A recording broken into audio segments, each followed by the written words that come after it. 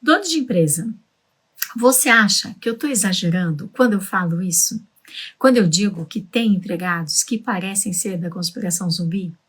Vocês já olharam os comentários que eles fazem lá nos meus vídeos e nas minhas postagens? Tem um que diz assim, que entregar atestado é para os fracos, né? Que ele já vai em cima de dar prejuízo para a empresa. Esse foi o comentário que ele fez quando eu estava fazendo um vídeo para falar sobre uma quantidade excessiva de atestados, né? Teve um outro que ele escreveu da seguinte forma: me mandaram participar da limpeza do escritório.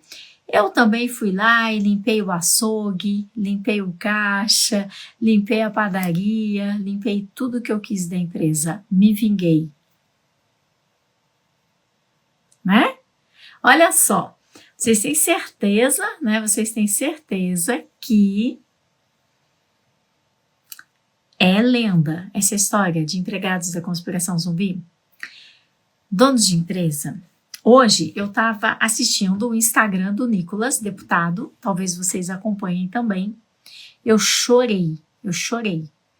Mostrou o caso de uma pessoa, né, que trabalhou na zona rural a vida toda, 63 anos, tem pino nas costas todas, né, de tanto trabalhar, tinha tantas dores nas costas, tem filhos formados, tem netos e condenado a 17 anos de prisão, né? Agora, você está achando que o juiz do trabalho, se alguém entrar na justiça contra a sua empresa, vai ficar com pena de você? Dono de empresa, entenda, os tempos mudaram. Ou você muda, ou você pode vir a ter sérios problemas na justiça com esse pessoal. Tem gente que dá nó em pingo d'água, tem gente que já chega mal intencionado, tem gente que já chega para faltar, para trazer atestados, para trazer prejuízo para a empresa. Isso é verdadeiro. Já faz 30 anos que eu oriento empresários. Os tempos mudaram e nós temos que mudar. Não adianta você achar que você está fazendo correto, que está tudo certo. Hoje, à tarde, eu estava com os meus alunos e uma empresária, ela perguntou assim: Carmen, tá tudo bem da forma que eu faço o ponto do meu empregado? Às vezes ele entra mais tarde e aí depois ele compensa, às vezes ele fica até tarde, depois ele entra mais cedo, sai mais tarde e tal, e uma hora fica pela outra, de uma forma ou de outra acaba sendo compensado, né? E eu disse, isso está escrito no contrato? Não. Você tem um documento compensando o horário que ele aceita fazer compensação? Não. Pois é. Eu sou empresária e o meu primeiro CNPJ eu abri em 92. Eu também não achava nada de errado. Por quê? A pessoa entrou mais tarde, trabalha um pouquinho mais até tarde e tá tudo bem, tá tudo certo, né? Era isso que a minha aluna já à tarde pensava. Mas sabe como é que o juiz vê? E eu quero que você, dono de empresa, comece a pensar aos olhos do juiz, aos olhos do advogado da parte contrária. Ele pensa assim: uma hora custa R$10, ok? Se essa pessoa entrou uma hora mais tarde, vai descontar do salário dele R$10. Se essa pessoa ficou uma hora mais tarde, aí é hora extra. E hora extra tem no mínimo 50% a mais.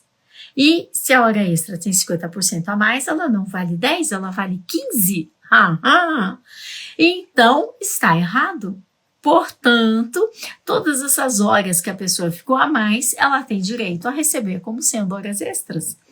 Esse é o raciocínio do judiciário, esse é o raciocínio do advogado da parte contrária. Dono de empresa, os tempos mudaram, dono de empresa. Essa ideia chega a ser ingênua, né? E eu também pensava assim, tá tudo bem, a pessoa entra um pouco mais tarde, ela sai mais tarde, fica tudo certo. Não fica tudo certo. Você tem que ter os documentos. Tá tudo bem, a pessoa pede para sair mais cedo e tá tudo bem. Não tá tudo bem. Tem que estar escrito que ela tá pedindo para sair mais cedo. Não é assim, dono de empresa. Você precisa se preparar para os novos tempos. Primeiro, vamos olhar muito bem quem a gente traz para a nossa empresa.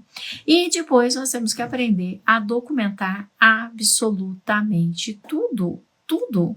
sabe? Muitas vezes o empresário, ele quer ajudar, ele tem boa intenção, mas ele não documenta e depois ele pode vir a ter problemas. Esses dias eu estava numa live na hora do almoço e neste momento tinha uma aluna que eu não a via há muito tempo e ela pediu para participar e ela começou a contar o caso, né, de um rapaz que fazia entrega de moto e que com o meu programa ela descobriu que ele não tinha CNH, vai vendo. E ela achava que ele tinha, ela tinha contratado ele como entregador e ela descobriu que ele não tinha, que ele nunca emitiu CNH. E ela disse a ele que não poderia continuar com ele, porque senão ela poderia ter problemas caso ele batesse a moto, o seguro não ia pagar, coisas desse tipo, né? Aí ela me perguntou o que ela deveria fazer e eu disse a ela que não tinha como ela continuar com essa pessoa. E então o rapaz fez uma proposta.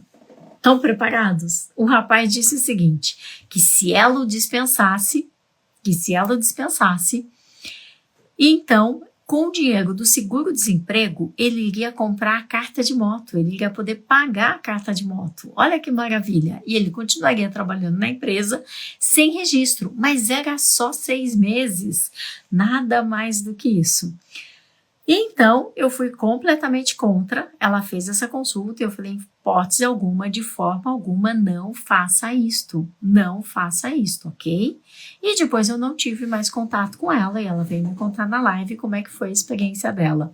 Ela entrou na live para falar e ela disse o seguinte, que depois de 6 meses, ela procurou pelo rapaz e disse, olha, vamos então fazer agora o teu registro, né? E ele falou, tudo bem. Ela falou, a carteira de habilitação? Não, eu não tenho, porque eu acabei gastando dinheiro do seguro-desemprego. Eu estava com umas dívidas, não deu para pagar. Então, eu não tenho. Ela falou assim, ok, mas você precisa da carteira de habilitação. Aí ela chegou a dar o dinheiro para ele pagar a carteira e tal. Resumindo, gente, ele entrou na justiça. E ele que pediu, pelo amor de Deus, para ela fazer esse acordo com ele, que era a empresa que ele mais gostava, era a empresa que ele trabalhou, onde mais ele aprendeu, onde mais valorizaram ele.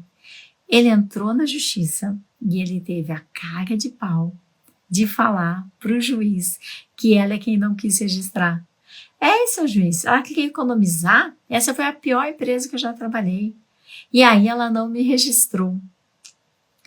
Ela disse que o impacto de pagar o dinheiro foi impacto X, mas um impacto de ouvir a pessoa que disse que ela era a melhor patroa, a melhor empresa, o melhor lugar para se trabalhar, sentar na tua frente e dizer que era o pior lugar, que ela humilhava, que ela era terrível e que ela não quis registrá-lo. Ela disse que ficou doente. De raiva, de decepção, de tristeza, de tudo isso junto e misturado. Dono de empresa, infelizmente, existem pessoas assim. E eu chamo essas pessoas de empregados da conspiração zumbi. É por isso que quando você for contratar alguém para a tua empresa, tem alguns pontos que você não pode se esquecer, dono de empresa. E o primeiro deles é conhecer todas as redes sociais dessa pessoa que você vai contratar. Carmen, mas as redes sociais são bloqueadas, eu não consigo achar. Eu vou te ensinar. Dentro do processo de contratação, num determinado momento, você vai fazer o seguinte, lá na rede social da sua empresa, você vai fazer uma postagem. Pode ser um vídeo, pode ser uma foto, não importa, uma frase, qualquer coisa. E aí você vai pegar o link dessa postagem e vai passar para o candidato e vai dizer assim, agora na próxima fase você vai fazer um comentário que será avaliado nessa postagem. Você deve pedir para aceitar esse perfil e aceitar a solicitação desse perfil para seguir você. E ele vai ter certeza que ele vai estar sendo avaliado por aquilo que ele escreveu na postagem. E vai, tá certo. Mas não é só isso, né? Não é só isso. Uma vez que você tem o perfil dele e ele esteja no seu perfil, você vai conhecer muita coisa da vida dessa pessoa que talvez ela não te contasse numa entrevista. Carmen, mas isso é invasão de privacidade. Oi? Redes sociais estão abertas para quem quiser ver, quando quiser ver, entende? Não tem nada disso, estão lá, abertas. E aí você vai avaliar como ele se expressa, como ele aparece perante a comunidade, né? Como ele escreve, quais são os verdadeiros interesses dele, não aqueles que ele vem contar para você depois. Quais são os verdadeiros interesses? O que essa pessoa está interessada? E você vai conhecer muito sobre o candidato. Essa é uma etapa que não pode faltar. Outra etapa que não pode faltar é você, dono de empresa, pegar o telefone e ligar no emprego anterior.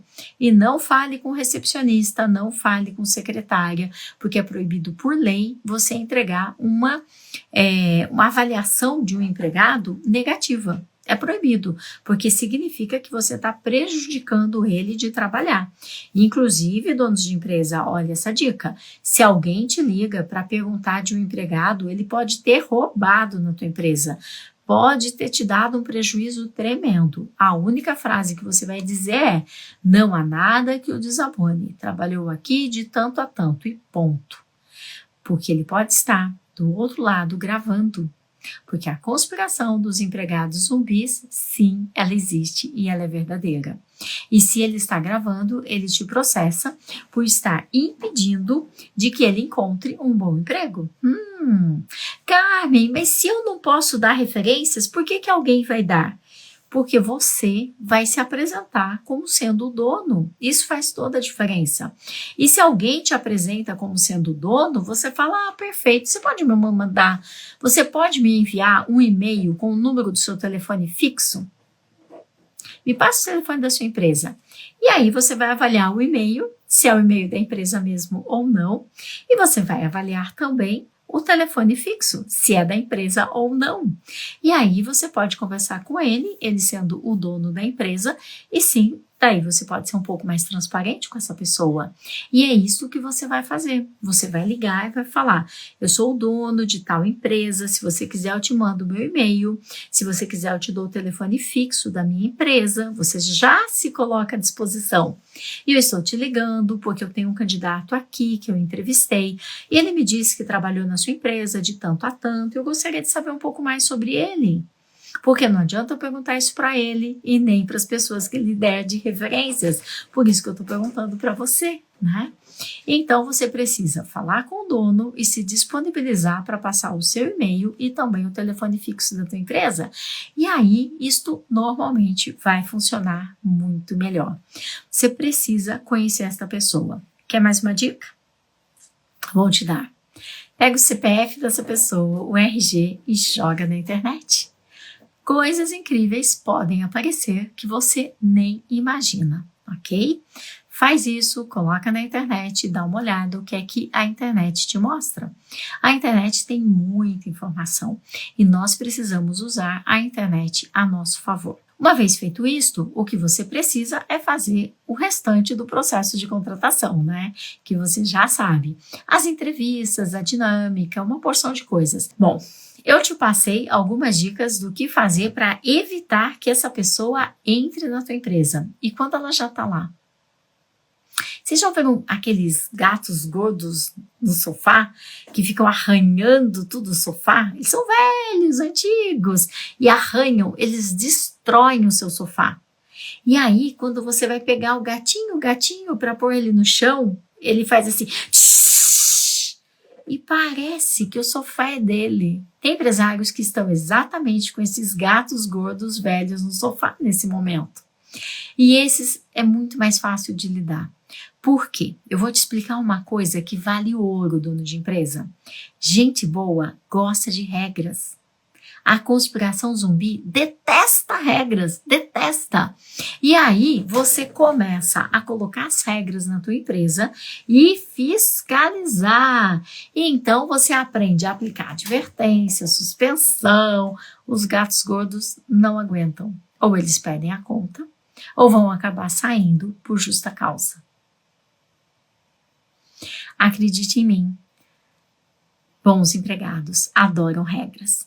Sempre que eu falo que as regras vão ser escritas junto com os empregados, os donos de empresa fazem assim: imagina que meu empregado vai escrever uma regra que depois ele vai ter que seguir. Escreve, escreve gosta. Sabe por quê? Eles estão esperando você, dono de empresa, começar a dirigir sua empresa. Eles estão esperando você. Os bons empregados, eles pensam assim: nossa, finalmente o meu patrão entendeu que fulano se atrasa todos os dias e sobrava para mim tudo que ele tinha para fazer. Finalmente meu patrão entendeu que fulano ficava ao celular o tempo todo e sobrava para mim o que ele tinha para fazer. Muitas vezes, o empregado que está ao celular, ele não tem ideia do prejuízo que ele causa na tua empresa. Carmen, mas os tempos são modernos, todo mundo tem que ter um celular. O quê? Você já chegou numa loja para ser atendido e a pessoa estava lá com o celular nas mãos? O ano passado, no final do ano, acho que foi setembro, outubro, entre setembro e outubro, nós estávamos no México, eu e o Carlos, e a gente queria ser atendido lá num quiosque que tinha no shopping, que a gente gostava bastante. Tinham 3 pessoas ao celular. E a gente esperando para ser atendido. E eu fiquei só filmando. Depois, quando eu cansei de ficar filmando, eu falei, oiê. Aí todo mundo olhou assustado. Aí foram me atender. Vocês têm ideia do prejuízo que um celular pode causar em uma empresa? O celular de uso particular. Vamos supor que a pessoa fica 10 minutinhos básicos ao celular, né? Aquela olhadinha no WhatsApp, saber se tem alguém falando alguma coisa. Mas você sabe também que ninguém fica 10 minutos, né? As pessoas ficam 20, 30, muito mais.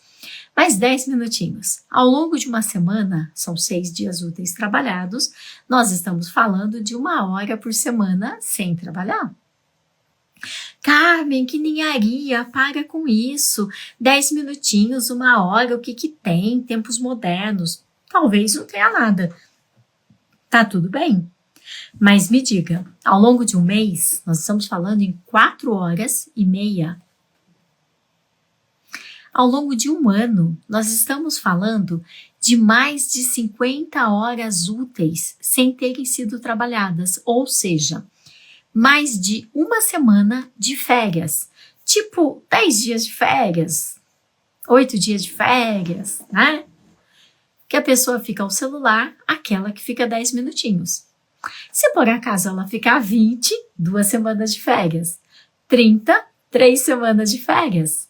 Ela só fica um pouquinho, 20 de manhã, 20 de tarde, 1 mês de férias. E você, dono de empresa? Há quanto tempo que você não tira férias? Não tira férias em paz para ficar 1 mês sem ninguém te incomodando, né? Então eu te pergunto, é justo uma pessoa trabalhar 1 mês a menos do que os outros empregados só porque ela fica ao celular? Se você acha que isso é justo, tá tudo bem. Mas se eu trabalhasse na tua empresa, eu não ia ficar ao celular gastando meu tempo. Eu ia trabalhar porque eu fui contratada para trabalhar e é isso que eu faço desde que eu me entendo por gente. Se eu estou trabalhando, para que eu vou ficar olhando historinha da vida dos outros no Instagram? Me fala, né? Ou TikTok ou qualquer outra rede social, não me importa. Então, a minha pergunta é muito séria. Será que eu iria ficar numa empresa onde ninguém leva o serviço a sério? Onde o dono não está nem aí, onde o dono não faz as regras, onde o dono faz vistas grossas e a empresa andando no vermelho, e o dono se matando de trabalhar para cima e para baixo, e ele não dando conta de entregar, a empresa correndo o risco de quebrar. Eu não vou trabalhar nessa empresa, não. Eu vou colocar meu tempo e minha energia numa empresa crescendo, numa empresa que tenha metas, numa empresa que me convide para fazer cursos, numa empresa que fale, Carmen, vamos fazer um novo projeto. Carmen, você vai cuidar desse novo projeto. Carmen, você precisa aprender isto para cuidar desse novo projeto. Bons empregados gostam de desafios. Bons empregados gostam de crescer. A conspiração dos empregados zumbis detesta. E aí você começa a mudar o ambiente, começa a mudar a cultura da tua empresa e as coisas sim começam a mudar na tua empresa. Acredite, acredite, é possível. Você começa a tirar os gatos gordos e velhos do sofá, contratar gente boa e tudo isso vai fazer a diferença na sua empresa.